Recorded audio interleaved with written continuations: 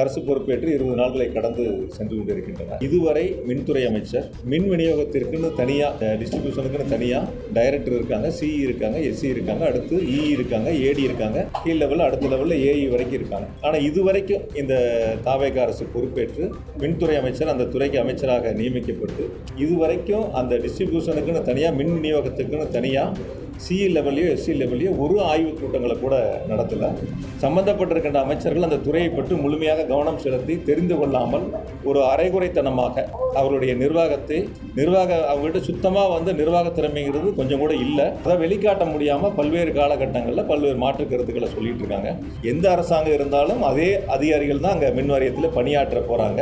பணியாற்றக்கூடிய அதிகாரிகளில் யார் ஒரு சிலர் தவறு அன்னைக்கு சொல்லும்போது பார்த்தாங்க 1% கருப்பாடுகள். நாங்கள் அந்த 1% யாருங்கிறத 99% அதிகாரிகள் வச்சு கண்டுபிடிக்கலாம்ல. நீங்கள் அடுத்த முறை சென்னையில் கூட சொல்லி அந்த துறை அமைச்சர்கிட்ட ஒரு கேள்வி கேட்க சொல்லுங்க.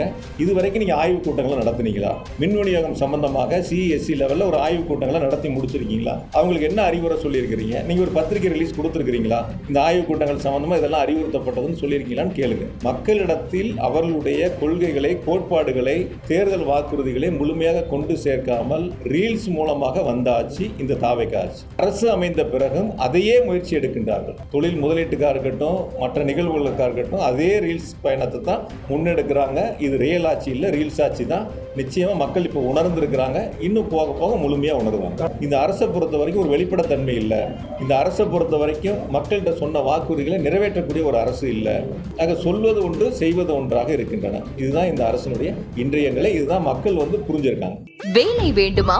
ப்ளூ ஓஷன் இருக்கிறது. 10th 12th டிப்ளமோ டிகிரி படித்தவர்களுக்கு உணவு, தங்குமிடம், இஎஸ்ஐ, PF இன்சூரன்ஸ் உள்ளிட்ட சலுகைகளுடன் அனுபவத்திற்கேற்ற நல்ல சம்பளம் 15,000 முதல் 30,000 வரை. பெண்களுக்கு முன்னுரிமை. 2,000க்கும் மேற்பட்ட வேலை வாய்ப்புகள் உள்ளன. இப்போதே தொடர்பு கொள்ளுங்கள். Blue ocean. கழகத்தினுடைய தலைவர் மாண்புமிகு தளபதியுடைய நல்லாசையோடு கோவை தெற்கு தொகுதியினுடைய வேட்பாளராக அறிவிக்கப்பட்டு தோழமை இயக்கங்களுடைய ஆதரவோடும் எங்களுடைய கழக நிர்வாகிகளுடைய ஆதரவோடும் தெற்கு தொகுதியில் வெற்றி பெற்று இன்று சட்டமன்ற உறுப்பினர் அலுவலகம் இன்று முதல் பணியாளர்கள் நியமிக்கப்பட்டு தெற்கு தொகுதி மக்களுடைய கோரிக்கைகளை, மனுக்களை பெற்று அந்த மனுக்களுக்கு தீர்வு காணக்கூடிய ஒரு அலுவலகமாக 10 தொகுதிகளில் மக்களுடைய தேவைகளை முழுமையாக நிறைவேற்றக்கூடிய ஒரு சிறப்பு வாய்ந்த அலுவலகமாக இன்று முதல் நாங்கள் இந்த பணிகளை தொடங்கி இருக்கின்றோம். இன்று மாலையுடன் தெற்கு தொகுதி மக்களுக்கு நன்றி தெரிவிக்கின்ற நிகழ்ச்சி, அனைத்து வார்டுகளுக்கும் நேரில் சென்று மக்களை சந்தித்து நன்றி தெரிவிக்கின்ற நிகழ்ச்சி நிறைவு பெற இருக்கின்றன. இனி வார்டுகள் வாரியாக, தெருக்கள் வாரியாக அவருடைய தேவைகளை, கோரிக்கைகளை முழுவதுமாக கேட்டு பெற்று செயல்படுத்துவதற்கான அடுத்த கட்ட நடவடிக்கைகளை எடுக்க இருக்கின்றோம். எங்கள் தொகுதி மக்களுடைய கோரிக்கைகளை முழுமையாக நிறைவேற்ற முடியுங்கிற நம்பிக்கை எங்களுக்கு இருக்குது. ஏன்னா நிச்சயமாக ஏற்கனவே கடந்த 5 ஆண்டுகளில் கோவை மாநகராட்சியை பொறுத்த வரைக்கும் 8,700 கோடி ரூபாய் அளவிற்கான சாலை வசதிகள், சாக்கடை வசதிகள், தெருவிளக்குகள், குடிநீர் திட்டங்கள் என பல்வேறு பணிகளுக்கு எங்களுடைய கழகத் தலைவர் மாண்பு முதலமைச்சராக இருந்து அந்த நிதிகளை கொடுத்து நாங்கள் பணிகளை மேற்கொண்டிருக்கின்றோம். குறிப்பாக கோவை மாநகராட்சியை பொறுத்த வரைக்கும் ஏறத்தாழ 1,706 கிலோமீட்டர் அளவிற்கு சாலைகள் அமைக்கப்பட்டிருக்கின்றன. இந்த சாலைகள் அமைப்பு என்பது சிறப்பு நிதிகளை நாங்கள் 2 முறை முதலமைச்சரிடத்தில் கேட்டு பெற்று 200 கோடி ரூபாய் என்று சிறப்பு நிதிகளை விடுவித்து எங்களுடைய மாநகராட்சியினுடைய மேயர், துணை மேயர், மண்டல குழு தலைவர்கள், மாநகராட்சியினுடைய மன்ற உறுப்பினர்கள் என அனைவரும் கேட்டுக்கொண்டதன் அடிப்படையில் முதலமைச்சர் அவர்கள் அப்பொழுது நிதிகளை விடுவித்து பணிகளை சிறப்பாக செய்திருக்கின்றோம். மீதம் இருக்கக்கூடிய பணிகள் விடுபட்டு இருந்தால் அதையும் செய்வதற்கு முயற்சி எடுப்போம். நிச்சயமாக முக்கியமான டெண்டர் சம்பந்தமான ஆர்டிஸ்ட்கள் மிஸ் ஆகிருக்கு. 20 ஆர்டிஸ்ட்கள் மாயமாக இருக்க சொல்லி அமைச்சர் நிர்மல்குமார் இன்னைக்கு ஒரு தனிப்பட்ட சிலர் மிரட்டி பார்க்குறாங்க அப்படிங்கிற வார்த்தையை பயன்படுத்தியிருக்காரு.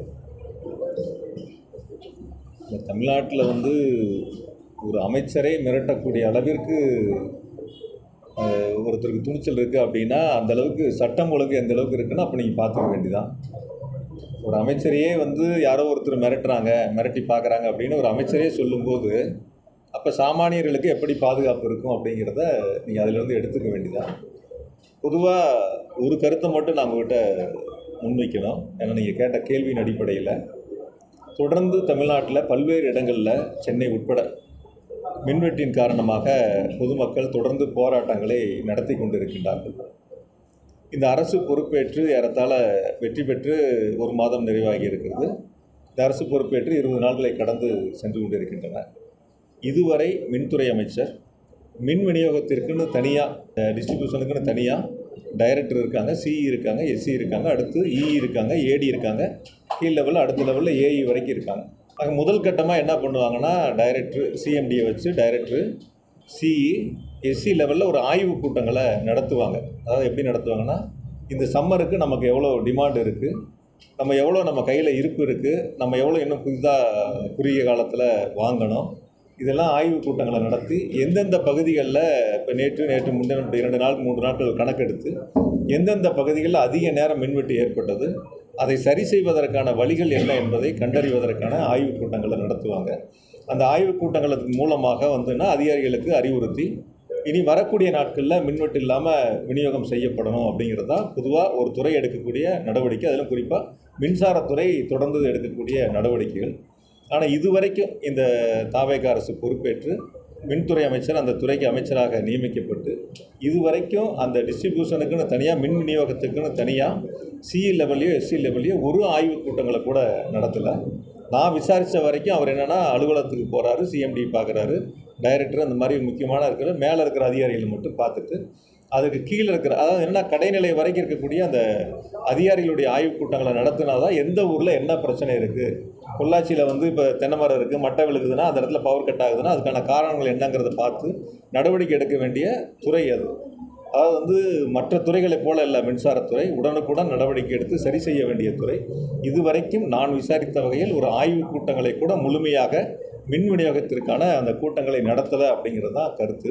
ஆகையால் பொதுவாக அந்த துறையை பொறுப்பேற்றிருக்கக்கூடிய அமைச்சர் அந்த ஆய்வுக் கூட்டங்களை நடத்தி மின்வெட்டிற்கு உரிய தீர்வுகளை எட்டப்படணும். இப்போ நாங்கள் எங்களுடைய தலைவர் அவர்கள் முதலமைச்சராக இருந்த பொழுது கடைசியாக கூட தேர்தல் பதிவு முடிஞ்சு வாக்கு எண்ணிக்கை இப்போ எடுத்துக்கிட்டிங்கன்னா கூட 29 நாளில் பார்த்தீங்கன்னா 2026 இப்போ 21,307 மெகாவாட் அன்றைக்கி உச்சபட்ச மின் தேவை, எந்த தடையும் இல்லாமல் சீரான மின் விநியோகம் முழுமையாக வழங்கப்பட்டன. அதற்கான முன்னேற்பாடுகள் செய்யப்பட்டிருக்குன்னா அதிகாரிகள் 24 மணி நேரம் பணியில் அமர்த்தப்பட்டு பணிகளை செய்தார்கள். இன்று அந்த பணிகளை செய்வதை விட்டுவிட்டு அதை பொதுவாக இப்போ நானே கூட பார்த்தேன், பத்திரிகையில் தான் பார்த்தேன், பத்திரிகைகளையும் செய்திகளையும் தொலைக்காட்சிகளையும் பார்த்தேன். இது டெண்டர் சம்மந்தப்பட்டதெல்லாம் 3 குழுக்கள் அமைக்கப்பட்டிருக்கின்றன, ஆராயப்படும் அப்படின்னு சொல்லிட்டு. பொதுவாக மின்சார வாரியத்தை பொறுத்த வரைக்கும் டெண்டர் விடுவதற்கு முன்பாக அந்த டெண்டர் டாக்குமெண்ட் தயார் பண்ணுறதுக்கு ஒரு டீம் இருக்காங்க, சம்மந்தப்பட்ட ஆஃபீஸர்ஸ் பண்ணுவாங்க.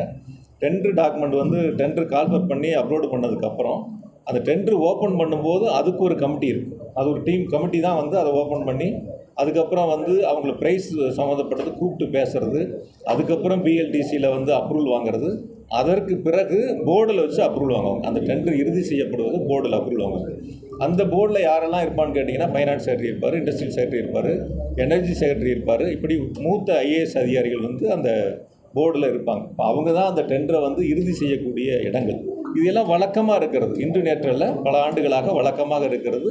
உயர் அதிகாரிகள் ஐஏஎஸ் அதிகாரிகள் அந்த டெண்டரை இறுதி செய்யக்கூடிய பணிகள் இருக்கும். அதனால் இதில் யாரும் தவறுகள் செய்ய முடியாது. ஒரு குழுவில் தவறு நடந்தால் கூட அடுத்த குழு அதை கண்டுபிடிச்சாங்கன்னா அந்த டெண்டரை ரத்து பண்ணுவாங்க, இல்லைனா அடுத்த மறு டெண்டருக்கு போவாங்க. ரேட்டு அதிகமாக இருந்ததுன்னா அவங்கள சம்மந்தப்பட்ட நிறுவனங்களை கூப்பிட்டு ரேட்டை குறைப்பதற்கான பேச்சுவார்த்தை நடத்தி ரேட்டை குறைப்பாங்க. ஏதோ புதுசாக இப்போ 3 குழு அமைச்சு அந்த குழு ஏதோ புதிதாக விதிமுறைகளை வகுப்பதைப் போல ஒரு தோற்றத்தை உருவாக்குறாங்க. அதுக்கு ஒரே ஒரு உதாரணம் சொல்கிறேன். மின்னகத்தை பற்றி பொதுப்பணித்துறை அமைச்சர் பார்த்தேன், பேட்டியில் கொடுத்துருந்தார். புதுசாக ஒரு நம்பர் எங்களுக்கு கொடுத்துருக்காங்க, டோல் ஃப்ரீ நம்பரு.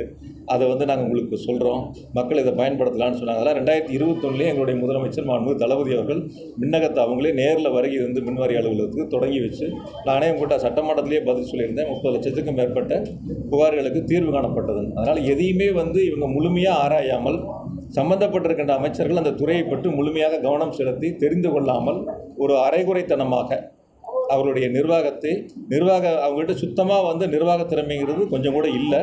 அதை வெளிக்காட்ட முடியாமல் பல்வேறு காலகட்டங்களில் பல்வேறு மாற்று கருத்துக்களை சொல்லிகிட்டு இருக்காங்க. நாங்கள் பொறுப்பெடுத்துக் கொள்கின்ற பொழுதே நான் சொன்னேன், சட்டமன்றத்திலே 1,55,000 கோடி மின்வாரியம் கடனில் இருக்குன்னு சொன்னேன்.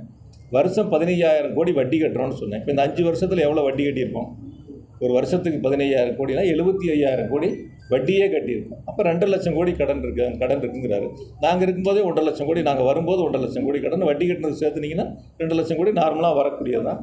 அந்த 2 லட்சம் கோடி கடன் அப்படிங்கிறத தவிர தமிழ்நாடு அரசு எங்களுடைய தலைவர் அவர்கள் முதலமைச்சராக இருந்து மின்வாரியத்துக்கு எவ்வளோ நிதி கொடுத்தாங்கன்னு அதை மின்துறை அமைச்சர் சொல்லலை. இந்த 5 ஆண்டுகளில் தமிழ்நாடு அரசு நிதிகளை கொடுத்து மின்வாரியத்தை எந்த அளவிற்கு எங்களுடைய தலைவர் அவர்கள் காப்பாற்றினாருங்கிறத சொல்லலை.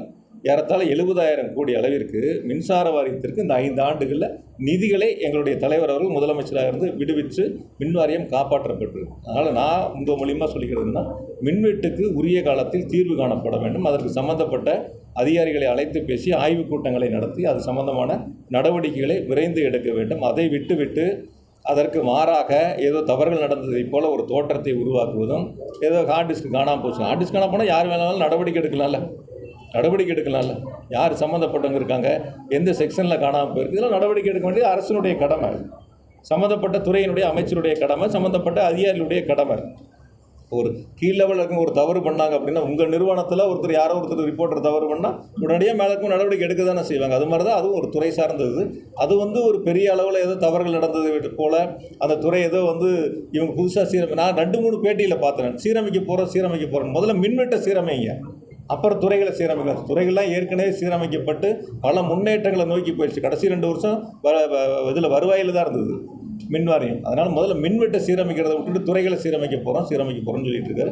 மின்வெட்டுக்கு போர்க்கால அடிப்படையில் நடவடிக்கை எடுக்கணும் இந்த அரசு. தொடர்பாகவே அவர் சொல்றது, கடந்த ஆட்சியோட ஆதரவாளர்களான அதிகாரிகள் சிலர் தப்பு பண்றாங்க, அதனால மின்வெட்டு அப்படிங்கிற மாதிரி அர்த்தப்பட மாதிரி பதில் சொல்லிட்டாரு. எதிர்கட்சி உங்களுக்கு ஆதரவான அதிகாரிகள் தான் தப்பு பண்றாங்க அப்படின்னு சந்தோஷமாக இருக்குது சார் கேட்குறது.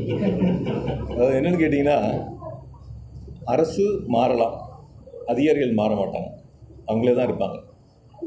சிஇயாக இருக்கட்டும், எஸ்சியாக இருக்கட்டும், ஒரு செக்ஷன்லேருந்து இன்னொரு செக்ஷனுக்கு வேணால் பணியிட மாற்றம் செய்யலாமா தவிர அவங்க அந்த மின் வாரியத்தில் தான் பணியாற்றக்கூடிய சூழல் அவங்களுக்கு இருக்குது. அதனால் எந்த அரசாங்கம் இருந்தாலும் அதே அதிகாரிகள் தான் அங்கே மின் வாரியத்தில் பணியாற்ற போகிறாங்க. ஆக பணியாற்றக்கூடிய அதிகாரிகளில் யார் ஒரு சிலர் தவறு அன்றைக்கி சொல்லும்போது பார்த்தாங்க 1% கருப்பாடுகள். நாங்கள் இப்போ அந்த 1% யாருங்கிறத 99% அதிகாரிகளை வச்சு கண்டுபிடிக்கலாம்ல. 100 பேர் வேலை செய்கிற இடத்துல ஒருத்தர் தவறு பண்ணுறாங்கன்னா யார் அந்த ஒருவர் தவறு செய்யக்கூடியவர் எளிதில் கண்டறிய முடியும், அவங்க மேலே நடவடிக்கை எடுக்க முடியும். அதெல்லாம் அதாவது என்னென்னா என்ன சொல்லுவாங்கன்னு கேட்டிங்கன்னா, ஆடவே தெரியாதான் வீதி கோணையும்பாங்களாம். அது மாதிரி துறை சார்ந்து விவரங்கள் புரிதல் இல்லை, அந்த புரிதலுக்கான அவர்களுக்கு அந்த தகுதியும் இல்லை. அதை மறைப்பதற்கு இது போன்ற கருப்பாடுகள் இருக்கிறது என்ற கருத்துக்களை முன்வைக்கின்றார்கள். நீங்கள் அடுத்த முறை உங்கள் சென்னையில் கூட சொல்லி அந்த துறை அமைச்சர்கிட்ட ஒரு கேள்வி கேட்க சொல்லுங்கள். இது வரைக்கும் நீங்கள் ஆய்வுக் கூட்டங்களை நடத்துனீங்களா? மின் விநியோகம் சம்பந்தமாக சிஎஸ்சி லெவலில் ஒரு ஆய்வுக் கூட்டங்களை நடத்தி முடிச்சிருக்கீங்களா? அவங்களுக்கு என்ன அறிவுரை சொல்லியிருக்கிறீங்க? நீங்கள் ஒரு பத்திரிகை ரிலீஸ் கொடுத்துருக்கிறீங்களா? இந்த ஆய்வுக் கூட்டங்கள் சம்மந்தமாக இதெல்லாம் அறிவுறுத்தப்பட்டதுன்னு சொல்லியிருக்கீங்களான்னு கேளுங்க. அதுக்கப்புறம் அவங்க என்ன நடவடிக்கை எடுத்துருக்கான்னு உங்களுக்கே தெரியும். மின்சாரத்துறை அமைச்சராக இருக்கும்பொழுது அந்த மின்மாற்றிகள் வாங்கினதுல ஊழல் நடந்திருக்கு. ஒட்டுமொத்தமாக இந்த கடந்த 5 ஆண்டுகள் இந்த எல்லாமே இருந்த ஆர்டிஸ்டுக்கான யாரும் சொல்லி அதை எடுத்துக்கக்கூடிய வாய்ப்புகள் இருக்குது. உங்களுடைய பெயரும் அந்த அதாவது இப்போ தான் நீங்கள் கேள்வியில் கேட்கும்போது சில கேள்விகளும் முன் வச்சிங்க. அதாவது அரசு இப்போ நாங்கள் தேர்தல் முடிஞ்சு 1 மாதம் ஆச்சு, வாக்கு எண்ணிக்கை முடிச்சு. அதுக்கப்புறம் இன்னொரு புதிய அரசு வந்திருக்கு. புதிய அரசு வரும்போது சம்மந்தப்பட்ட அதிகாரிகள் எப்படி எந்த அரசு இருக்கோ அந்த அரசை சார்ந்து வேலை செய்வாங்க. அவங்களுக்கு என்ன நேர்மையான பணிகள் இருக்கோ அந்த பணிகளை செய்ய போகிறாங்க. அப்படிப்பட்ட ஆவணங்கள் நான் இப்போ சொன்னல, அந்த டெண்டர் டாக்குமெண்ட் ஒருத்தர் எடுக்கிறாங்கன்னா அதுக்கு எத்தனை கமிட்டி இருக்குது, அது எப்படி கடைசியாக இறுதி முடிவு எடுக்கிறாங்க, அதுக்கு அனுமதி எப்படி கொடுக்குறாங்கிற வரைக்கும் சொல்லியிருக்கிறேன் நான். அதனால் இதில் அவங்க தவறு யார் வேணாலும் நடவடிக்கை எடுக்க வேண்டியதுன்னா, அதை விட்டுட்டு ஒரு பதட்டத்தை உருவாக்குற மாதிரி ஏதோ ஒரு புதிய தவறுகளை கண்டுபிடிச்சி ஒரு பூதகரமாக ஒரு பெரிய இதை கொண்டு வந்துட்ட மாதிரி ஒரு தோற்றத்தை உருவாக்குவதற்கான முயற்சி செய்கிறாங்க. அந்த முயற்சி ஒருபோதும் ஈடுபடாது. இன்னைக்கு பார்த்தீங்கன்னா துரை வைகோ உதயசூரியன் சின்னத்தில் போட்டியிட்டது துரதிருஷ்டவசமான ஒன்று அப்படின்னு சொல்லிட்டு விமர்சனம் பண்ணியிருக்காரு. மேலும் தமிழகத்தில் சட்டம் ஒழுங்கு ஆக்சுவலாக பார்த்தீங்கன்னா அவங்களுக்கு டைம் வேணும் அப்படின்னு சொல்லியிருக்காரு. எப்படி பார்க்குறீங்க? இதுவரை எப்படி இருந்ததோ அப்படியே தான் இப்போ இருக்கிறது. கடந்த கால ஆட்சியிலேயே இப்படி தான் இருந்தது, அதனால இப்போ இப்படி தான் இருக்குது, சரி செய்வாங்க அப்படிங்கிற மாதிரி கடந்த ஆட்சியை ஒரு முறை ஒரு மாதிரி நீங்கள் ஒரு தேர்தலில் கொடுத்த வாக்குறுதிகளுக்கு நீங்கள் கால அவகாசங்கள் கேட்கலாம். மாமை சீரு, அண்ணா சீரு, மகளிருக்கு 2500 ரூபா பணம் கொடுக்குறேன்னு சொன்னது, நிதி கொடுக்குறேன்னு சொன்னது, இதுக்கெல்லாம் நீங்கள் கால அவகாசங்கள் கேட்கலாம். சட்டம் ஒழுங்குக்கு ஒரு அரசாங்கம் வந்து கால அவகாசங்கிறது நீங்கள் ஏற்றுக்கிறீங்களா? முதல்ல சூலூரில் இப்படி ஒரு துயர சம்பவம் நடந்துச்சு, அதை நீங்கள் மனதார ஏற்றுக்கிறீங்களா? வேறு நீங்கள் கொடுத்த மற்ற வாக்குறுதிகளுக்கு எப்படி வேணாலும் நீங்கள் கால அவகாசம் கொடுங்க, நீங்கள் ஒயிட் பேப்பர் போடுறேன்னு சொல்லுங்கள், நிதிநிலை சொல்லுங்கள், அது வந்து கால அவகாசம் கேட்பதுங்கிறது ஒரு அரசாங்கம் உட்காந்துருக்கு கேட்குறாங்கிறது நம்ம சொல்கிறோம். ஆனால் சட்டம் ஒழுங்குக்கு ஒரு அரசாங்கம் ஏறத்தாழ 20 நாட்களை கடந்து இன்னும் எங்களுக்கு கால அவகாசம் வேணும் என்பது இந்த அரசு மக்களிடத்தில் வாக்குகளை பெற்ற பொழுது சொன்ன வாக்குறுதிகளை நிறைவேற்ற முடியாமல் இந்த அரசு மக்களுடைய நன்மதிப்பை இழந்திருக்கிறது. எந்த இடங்கள்லையும் குறிப்பாக எந்த வேட்பாளர்களும் நீங்கள் கோயம்புத்தூரில் சொல்லுங்கள், 10 தொகுதியில் நின்ற வேட்பாளர்கள் எத்தனை வேட்பாளர்கள் அந்த தொகுதி முழுவதும் சென்று மக்களை சந்தித்து வாக்குகளை சேகரித்தார்கள்? நீங்கள் பார்த்துருப்பீங்க எல்லாரும் கூட. இப்போ எங்கள் கட்சி வேட்பாளர்கள் நின்னாங்க, எங்கள் கூட்டணி கட்சி வேட்பாளர்கள் நின்னாங்க, அதிமுகவில் கூட வேட்பாளர் நின்னாங்க. அவங்களுடைய தேர்தல் சுற்றுப்பயணத்தையும் உங்களுக்கு வந்த சுற்றுப்பயணம் எல்லாம் வந்திருக்கும். அந்த புதிய கட்சியில் நின்ற சுற்றுப்பயணம் உங்களுக்கு தெரிஞ்சிருக்கும். ஆக மக்களிடத்தில் அவர்களுடைய கொள்கைகளை, கோட்பாடுகளை, தேர்தல் வாக்குறுதிகளை முழுமையாக கொண்டு சேர்க்காமல் ரீல்ஸ் மூலமாக வந்த ஆட்சி இந்த தாவேகா ஆட்சி. அரசு அமைந்த பிறகும் அதையே முயற்சி எடுக்கின்றார்கள். தொழில் முதலீட்டுக்காக இருக்கட்டும், மற்ற நிகழ்வுகளுக்காக இருக்கட்டும், அதே ரீல்ஸ் பயணத்தை தான் முன்னெடுக்கிறாங்க. இது ரியல் ஆட்சி இல்லை, ரீல்ஸ் ஆட்சி தான். நிச்சயமாக மக்கள் இப்போ உணர்ந்துருக்கிறாங்க, இன்னும் போக போக முழுமையாக உணர்வாங்க. கழகங்கள் மறையட்டும் அப்படின்னு சொல்லிட்டு ரஜினி ரசிகர்கள் புதுசாக வந்து ஒரு இதை ஆரம்பிச்சிருக்காங்க. அதாவது என்னன்னா வந்து அண்ணாமலை ஆரம்பிக்கக்கூடிய கட்சி அது ரஜினி ஆதரவோட வந்து தமிழ்நாட்டில் வந்து மாற்றம் கொண்டு வரணும். ஒரு திரும்ப பார்ப்போம் சார். அதாவது என்னென்னா சார், ஒரு விஷயங்கள் திராவிட முன்னேற்ற கழகம் தொடங்கி 75 வருஷம் ஆச்சு. பல பேர் வந்து நான் திமுகவை அழிப்பேன் ஒழிப்பேன்னு வந்தவங்கலாம் அவங்க தான் அழிஞ்சு போயிருக்காங்க, ஒழிஞ்சு போயிருக்காங்க. திமுகங்கிறது ஒரு ஆலமரம். இன்றைக்கி செந்தில் பாலாஜி இருக்கலாம், துரை செந்தமிழ் செல்வன் இருக்கலாம், பக்கத்தில் வந்து தொண்டாமுத்து ரவி அண்ணன் இருக்கலாம், அல்லது வந்து அண்ணன் ராஜீவ்காந்தி அண்ணன் இருக்கலாம், யார் வேணாலும் இருக்கலாம். நாளைக்கு இன்னும் இதை தாண்டி எங்களை போல் இன்னும் ஆயிரக்கணக்கான லட்சக்கணக்கான கோடிக்கணக்கான இளைஞர்கள் இந்த இயக்கத்தில் பணி செய்வதற்கு தயாராக இருக்காங்க. அவங்களுக்கு தேவை அந்த வாய்ப்புகளை எங்களுடைய தலைவர் உருவாக்கிட்டு இருக்காங்க. அதனால் பொதுவாக வந்து இந்த திமுகவை அழிப்பேன் ஒழிப்பேன்னு சொன்னவங்களாம் அவங்க அழிஞ்சு போயிருக்காங்க, ஒழிஞ்சு போயிருக்காங்க. பல பேர் திமுகவை சொல்லணும்னா அரசியல் செய்ய முடியாது, அதனால் அதை அரசியலுக்காக சொல்லிட்டு இருக்காங்க. சார், யார் நான் வந்து குறிப்பிட்ட பேர்லாம் சொல்லலை. யார் திமுகவை அழிப்பேன் ஒழிப்பேன்னு சொன்னாலும் அவங்க அழிஞ்சு போவாங்க, அவங்க ஒழிஞ்சு போவாங்க. அது யாராக இருந்தாலும் சரி, யாராக இருந்தாலும் சரி. நான் பல முறை நானே கேட்டேன், நானே உங்ககிட்டயே தான் கேட்டேன். நான் ஒரு 10 பேட்டி அப்போ தான் சொன்னேன் நான். அதனால் அதுக்குள்ளே போக வேண்டிய அவசியம் இல்லை. ஒரு சூழல் இன்னைக்கு இருக்கு அப்படிங்கிறது இல்லையா? அமைச்சர்களே மிரட்டப்படக்கூடிய ஒரு சூழல். இல்லை, நான் சொல்லலை. அவங்க சொன்ன பதிலுக்கு நான் சொன்னேன். அவர் தானே சொன்னார். அவர் என்னையே மிரட்டி பார்க்குறாங்கன்னு சொன்னால் நீங்கள் தான் சொன்னீங்க. இப்போ நான் அந்த பேட்டியை கூட பார்க்கல. நீ சொன்ன கருத்துலேருந்து நான் சொன்னேன். ஒரு அமைச்சராக இருக்கிறவர் என்னையே மிரட்டி பார்க்குறாங்க அப்படின்னா, இப்போ யாரோ ஒருத்தர் மிரட்டக்கூடிய அளவுக்கு தைரியம் இருக்குன்னா அப்போ சட்டம் ஒழுங்கு எப்படி இருக்குன்னு நீங்கள் பார்த்துக்க வேண்டியதான். கரூரில் வந்து உரிய பாதுகாப்பு இல்லைன்னு சொல்லி வீட்டுக்கு அழைச்சி ஆறுதல் தெரிவிச்சாரு அந்த இறந்த குடும்பங்களை. இப்போ அவங்க ஆட்சி தான் நடக்குது. இது வரைக்கும் அவர் கரூர் கூட வரல. சார், இந்த கரூர் சம்பவத்தை பற்றி பேசணும்னா ரொம்ப நேரம் அது பேச வேண்டியதாக இருக்குது. எதனால் நடந்துச்சு, எப்படி நடந்துச்சுங்கிறதெல்லாம் முழுமையாக நீங்களும் உங்கள் தொலைக்காட்சிகள், உங்களுடைய பத்திரிகைகள் எல்லோரும் அங்கே இருந்தாங்க, நேரில் பார்த்தாங்க. அது மிக மோசமான ஒரு துயர சம்பவம். அந்த சம்பவம் நடந்து கூட வந்து யாரும் ஆறுதல் சொல்ல போகலை, யாரும் மருத்துவமனைக்கு அந்த இயக்கத்திலேருந்து யாரும் வரலை. திருச்சி விமான நிலையத்தில் பத்திரிகையாளர் கேள்வி கேட்ட போது கூட அந்த கட்சியினுடைய தலைவர் வந்து பதிலளிக்காமல் உள்ளே தான் போனதெல்லாம் நீங்கள் பார்த்தீங்க. அதுக்கு பிறகு கூட இன்ன வரைக்கும் அரசு பொறுப்பேற்று 1 மாத காலமாக வந்து 20 நாளைக்கு மேலே பத்திரிகையாளர் கூட சந்திக்கலை. டெல்லி போனால் எல்லா முதலமைச்சர்களும் பிரதமரை பார்த்தாங்கன்னா பத்திரிகையாளர் சந்திப்புங்கிறது இருக்குது, அது கூட பத்திரிகையாளர் சந்திப்பும் இல்லை. அதனால் இந்த அரசை பொறுத்த வரைக்கும் வந்து நீங்கள் எப்படி கூட மக்கள் எங்ககிட்ட சொல்ல கருத்து என்னென்னா, நாங்கள் நேற்று கூட நன்றி சொல்ல போனோம், மக்கள் சொன்ன கருத்துக்களை பொறுத்து நான் உங்களுக்கு முன்வைக்கிறேன். இந்த அரசை பொறுத்த வரைக்கும் ஒரு வெளிப்படைத்தன்மை இல்லை. இந்த அரசை பொறுத்த வரைக்கும் மக்கள்கிட்ட சொன்ன வாக்குறுதிகளை நிறைவேற்றக்கூடிய ஒரு அரசு இல்லை. எந்த வாக்குறுதி விவசாயிகளுக்கு சொன்னாங்க, 5 ஏக்கருக்கு கீழே இருக்கிற எல்லாத்துக்கும் தள்ளுபடினாங்க, 5 ஏக்கருக்கு மேலே இருக்கிறவங்களுக்கு 50% தள்ளுபடினாங்க. ஆனால் இப்போ வந்து 1 லட்ச ரூபாய்க்கு மேலே வாங்கியிருந்தால் 5000 ரூபா தான் தள்ளுபடின்னு சொல்கிறாங்க. அந்த விவசாயி கேட்குறாங்க, நான் 1 லட்சம் கட்டக்கூடியவன் இன்னொரு 5000 ரூபா என்னால் சேர்த்து கட்ட முடியாதான்னு கேள்வி கேட்குறாங்க.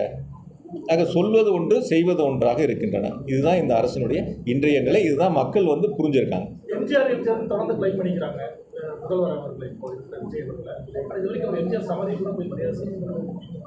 நீங்கள் அதிமுக இருந்தவர் அது சார், சில நேரங்களில் சில அரசியல் கட்சிகளுடைய தலைவர்களுடைய பெயரை பயன்படுத்தி அந்த வாக்குகளை தன் பக்கம் ஈர்ப்பதற்கான அந்த முயற்சிகளுக்கான மடைமாற்றமாக பயன்படுத்துகிறாங்க. அதுதான் ஒரு அமைச்சர் சொன்னாங்க, ஒரு கட்சியிலேருந்து 90 விழுக்காடு எல்லாம் எங்ககிட்ட வந்து சேர்ந்துருவாங்க அப்படின்னு. அதான் அவங்களுடைய எதிர்பார்ப்பு. அந்த மாதிரி சொன்னால் கொஞ்சம் பேர் வருவாங்களாங்கிறக்கூடிய எதிர்பார்ப்பு. அந்த எதிர்பார்ப்பு வந்து அவங்களுக்கு எப்படி பூர்த்தியாங்கிறத அவங்க தான் பார்க்கணும். அதில் எங்கள் இயக்கத்தை பொறுத்த வரைக்கும் நம்மளுக்கு ஆரம்பத்திலேயே சொல்லலாம், நாங்கள் யார் இல்லைனாலும் பரவாயில்ல, எங்களை தாண்டி நான் 100 பேர் 1000 பேர் 1,00,000 பேர் கோடிக்கணக்கானோர் இந்த இயக்கத்தை வளர்ப்பதற்கும் இயக்கத்தில் பணியாற்றுவதற்கும் தயாராக தொண்டர்கள் இருக்கு. இப்போ தனிமனித தாக்குதலில் அதிகமாக ஈடுபட மாட்டீங்க அப்படின்னு இருக்கும்போது விஜய் வந்து தன்னை எம்ஜிஆராக வந்து மக்கள் மத்தியில் பேசி கொண்டிருப்பது எதை குறிக்கிறது? மக்கள் மத்தியில் செல்வாக குறிக்கிறதா இல்லை வேறு ஏதாவது அவரை பின்தொடர்ந்து? சார், தேர்தல் களம் வரை நீங்கள் என்ன வேணாலும் பேசுங்க சார். வாக்கு சேகரிக்கிற வரைக்கும் வாக்கு சேகரிப்பு முடிஞ்சிருச்சு, வாக்கு எண்ணிக்கை முடிஞ்சிருச்சு, அரசாங்கம் பொறுப்பெடுத்து கொண்டாச்சு. அதற்கு பிறகு இப்போ நம்ம 1 மாதத்தை நெருங்க போகிறோம். இந்த 1 மாத காலத்துக்கு பிறகு நீங்கள் நன்றி சொல்லக்கூடிய ஒரு இடத்துக்கு போகிறீங்க. அப்போ வாக்கு சேகரிக்கின்ற பொழுது என்ன பேசுனீங்களோ அதே கருத்துக்களை தான் நன்றி அறிவிப்புலேயும் முன்வைக்கிறீங்க. இப்போ அந்த இடங்களில் என்ன சொல்லியிருக்கணும், நாங்கள் இதெல்லாம் வாக்குறுதி சொன்னோம், இதை செய்கிறோம், இதை செய்ய போகிறோம், இதெல்லாம் இந்த காலங்களில் செய்ய போகிறோம் அப்படிங்கிறதான் ஒரு அரசு பொறுப்பேற்ற அரசினுடைய கடமையாக இருக்குது. அதை விட்டுட்டு மீண்டும் வந்து எங்களுக்கும் அவங்களுக்கும் தான் போட்டி அப்படின்னு சொல்கிறதெல்லாம் வந்து இன்னும் தேர்தல் பிரச்சார பயணத்தில் போட்ட ஸ்கிரிப்ட் அப்படியே இருக்குது, ஸ்கிரிப்ட் மாற்றலன்னு தான் சொல்லணும். அதுதான் இன்றைய நிலைமையாக இருக்குது. அதனால் பொதுவாக நான் இன்றைய சூழலில் நான் உங்கள்கிட்ட வெளிப்படையாக சொல்கிறேன், இன்றைய சூழலில் தமிழ்நாடு சட்டமன்றத்திற்கு பொது தேர்தல் நடந்தால் நிச்சயமாக 200 தொகுதிகளை திமுக வெற்றி பெறும். எங்களுடைய தலைவர் அவர்கள் முதலமைச்சராக பொறுப்பெடுத்துவார். அந்த அளவிற்கு மக்களுடைய மனநிலை இன்னைக்கு ஒவ்வொரு மக்களும் சொல்லக்கூடிய கருத்துக்கள் அந்த அளவுக்கு கீழ்மட்டம் வரைக்கும் அப்படி இருக்கு. அதனுடைய முடிவுகள் எப்படி இருக்கு? இப்போ பெருந்துறை தாராபுரம்ல வந்து உங்கள் கட்டுப்பாட்டு கீழே தான் வருது. அந்த தொகுதி 6 மாதத்துக்குள்ள வந்து இடைத்தேர்தல் வர இருக்குது. அதனுடைய முடிவுகள் எப்படி? பெருந்துறை ஈரோடு இடைத்தேர்தல் சொன்னால் எங்கள் தலைவர் என்ன முடிவு எடுக்கிறாங்க, என்ன எங்களுக்கு உத்தரவு போடுறாங்களோ அதுக்கு பிறகு தான் அது சம்மந்தமான கருத்துக்களோ அல்லது பணிகளோ சொல்ல முடியும். உங்களோட கருத்தை நீங்கள் சொல்லவே என்ன விமர்சனம் பண்ணுறாங்க? உதயசூரியன் கட்சியில் வந்து நாங்கள் துரதிருஷ்டமாக நாங்கள் இது பண்ணியிருக்கிறோம் அப்படின்னு சொன்னால் அது வந்து நான் பின்வாங்க மாட்டேன் அப்படின்னு சொல்லிட்டு நீங்கள் பேட்டி கொடுத்துருக்கேன். வேற என்ன சொன்னார்? நிறைய சொல்லியிருக்கேன். தமிழ்நாட்டில் வந்து சட்டமூலம் நாங்கள் போட்டியிட மாட்டோம். மற்ற மாநிலங்களை கம்பேர் பண்ணுறப்ப தமிழ்நாட்டில் சட்டமூலம் நல்லா இருக்குன்னு பேசியிருக்காரு. அண்ணாமலைக்கு அவரோட வாழ்த்து சொல்லியிருக்காரு, நிறைய பேசியிருக்காரு. அதாவது நான் தான் ஆரம்பத்திலேயே சட்டம் ஒழுங்கு சம்மந்தமாக அவர் சொன்னது தான் நான் பதில் சொன்னேன். எதுக்கு வேணாலும் நீங்கள் அவகாசங்கள் கொடுக்கலாம். சட்டம் ஒழுங்கு சம்மந்தப்பட்டது எந்த அரசாங்கத்துக்கும் ஒரு நாள் கூட அவகாசம் கொடுக்க முடியாது. சட்டம் ஒழுங்கில் உடனுக்குடன் நடவடிக்கை எடுக்க வேண்டும். அது இந்த அரசாங்கம் நடவடிக்கை எடுக்க தவறிவிட்டது. தொகுதியின் முதல் பணி அப்படின்னா என்னவா இருக்கும்? அதே சமயம் பெரியார் உணவு வந்து 300 கோடியில் வந்து முழுக்க முடிஞ்சிருச்சு. நீங்கள் 1 மாதமாக நீ அதுக்கான திறப்பு பண்ணியிருக்கேன். உங்களோட சார்பாக என்ன? எங்கள் தலைவர் கோயம்புத்தூருக்கு பிரச்சாரத்துக்கு வரும்போது முதலமைச்சராக இருந்து சொன்னாங்க, ஆட்சி பொறுப்பேற்றவுடன் முதல் நிகழ்ச்சியாக எங்களுடைய கோவையில் பெரியார் அறிவுலகத்தை திறந்து வைக்க வருவேன்னாங்க. துரதிருஷ்டவசமாக ஆட்சி மாற்றம் ஏற்பட்டு புதிய அரசு வந்திருக்கிறது. அதுக்கு வந்து ஆய்வு பண்ணி பார்த்துருக்குறாங்க. எப்போ திறப்பாங்கிறது தெரியல. நீ அவர்கள் எடுக்க வேண்டிய முடிவு அது. நிறைய குறைபாடுகள் இருக்கு, அதெல்லாம் நோட் பண்ணி வச்சுக்கணும். அதாவது இந்த 3 மாச காலம் தாமதமாகும். குறைபாடுகள்ங்கிறதுக்கும் கூடுதலாக தேவைங்கிறதுக்கும் வித்தியாசம். குறைபாடுகள் அப்படின்னு நீங்கள் சொன்னீங்கன்னா என்ன திட்டம் ஏற்கனவே போட்டிருந்தாங்களோ அதை செய்யாமல் இருந்தால் அது குறைபாடுகள் நடத்தும். அதில் கூடுதல் வசதிகள் தேவைப்பட்டால் அது குறைபாடுகள் அல்ல. ஆக என்ன மதிப்பீடுகள் தயார் செய்யப்பட்டு என்ன வடிவமைப்பு செய்யப்பட்டதோ அதை முழுமையாக செஞ்சுருக்காங்க. அதில் எந்த விதமான மாற்று கருத்து இல்லை. அவங்க ஏதாவது கூடுதல் வசதிகள் ஏற்படுத்துகிறோன்னா அதை ஏற்படுத்திக்கலாம். அது குறைபாடுன்னு சொல்ல முடியாது. முழுமையாக அது அவர் வார்த்தை தெரியாமல் சொல்லியிருந்திருக்கலாம். அவர் என்ன வார்த்தை பயன்படுத்துகிறோன்னு தெரியாமல் சொல்லியிருக்கலாம். நீங்கள் சொல்லுங்கள், குறைபாடுகளுக்கும் வித்தியாசம் சொல்லுங்கள். குறைபாடுகள்னால் நம்ம என்ன எஸ்டிமேட் பண்ணணுமோ என்ன செய்யணும்னு நினச்சோமோ அதை செய்யாமல் விட்டுருந்தால் அது குறைபாடு. அதை முழுமையாக செய்யும்பொழுது அது எப்படி குறைபாடாகும்? தொகுதி மக்களோட கோரிக்கைகளுக்காக முதல்வர் சந்திப்பீங்களா சார்? நன்றி சொல்லிகிட்டு இருக்கோம். தொகுதி மக்களுடைய கோரிக்கைகளை கேட்டுகிட்டு இருக்கோம். ஏற்கனவே அது முழுமையாக ஓரளவுக்கு செஞ்சுருக்கிறோம். மீதி ஏதாவது தேவைகள் இருந்தால் கேட்டுட்டு அது சட்டப்பேரவை கூட்டம் தொடங்குறதுன்னா மக்கள் பிரச்சனைகளுக்காகவோ இல்லை அரசியல் விமர்சிக்கக்கூடிய இதுலையோ திமுக ஒன்றிணைஞ்சு சட்டப்பேரவையில் செயலாற்றக்கூடிய வாய்ப்புகள் இருக்குமா சார்? அதாவது நேற்று கூட நான் உங்கள்கிட்ட சந்திக்கும் போது சொன்னேன், திமுகவை பொறுத்தவரை இந்த தாவேக அரசு செய்யக்கூடிய தவறுகளை சட்டமன்றத்திலும் சரி பொதுவெளியிலும் சரி தட்டி கேட்க நாங்கள் தைரியமாக தட்டி கேட்க. எங்களுடைய எதிர்க்கட்சி தலைவர் மாண்புமிகு சின்னவர் அவர்கள் மிக தெளிவாக நம்பிக்கை வாக்கெடுப்பின் போது உரையாற்றினார். நீங்கள் அதை எல்லோரும் பார்த்தீங்க. எந்த அளவுக்கு அவருடைய உரை மிக சிறப்பாக இருந்தது. எல்லாராலும் அந்த பாராட்டப்பட்ட உரை.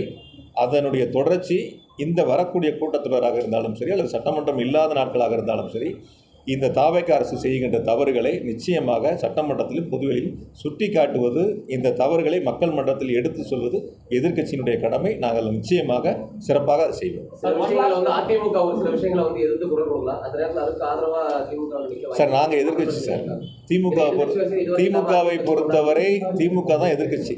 திமுகவை பொறுத்தவரை தாவேக அரசு செய்கின்ற தவறுகளை நிச்சயமாக எதிர்த்து கேள்வி கேட்போம், நெஞ்சுரத்தோடு கேள்வி கேட்போம், தைரியமாக மக்கள் மன்றத்தில் எடுத்து வைப்போம். ஒரு துளி கூட பின்வாங்க மாட்டோம். நீங்கள் இன்றைக்கி மின்துறை அமைச்சர் சொன்ன மாதிரி வந்து அதை காணா இதை காணா, அந்த தவறுகள் நடந்திருக்கு, இந்த தவறு நடந்து இந்த மாதிரிலாம் வந்து சொல்லி பொதுவெளியில் ஒரு பதட்டத்தை உருவாக்கி அது எதையோ தேடுவதற்கான முயற்சிகளை எடுத்து இந்த மாதிரி போகிறதுல ஒரு நாளும் திமுகலாம் பயப்படாது. ஒரு நாளும் திமுக பயப்படாது. அப்படிப்பட்ட இயக்கம் அல்ல திமுக. மிஸ்ஸாவை கண்டு பயப்படாத அஞ்சாத ஒரு இயக்கம் திமுக. திமுகவில் இருக்கிறவங்களாம் ஜெயிலை கண்டு பயந்தது கிடையாது, ஒரு நாளும் பயப்பட போகிறதும் கிடையாது. இவங்களுக்கு வேணால் பயந்துக்கிட்டு விமான நிலையத்தில் ஓடி போய் ஃப்ளைட் ஏறி பிடிச்சி ஆறுதல் சொல்லக்கூட, பாதிக்கப்பட்ட மக்களை சந்திக்கிறது கூட தைரியம் இல்லாத ஆட்கள் இன்றைக்கி இருக்கக்கூடிய அரசாங்கத்தில் இருக்கக்கூடிய அமைச்சர்கள் உட்பட முதலமைச்சர் வரை. அதனால் நீங்கள் அப்படிப்பட்ட அவங்களோட சேர்த்துலாம் பார்க்க வேண்டியதில்லை. நாங்கள் தைரியமாக இந்த அரசு செய்கின்ற தவறுகளை மக்கள் மன்றத்திலையும் சொல்லுவோம், சட்டமன்றத்திலையும் சொல்லுவோம்.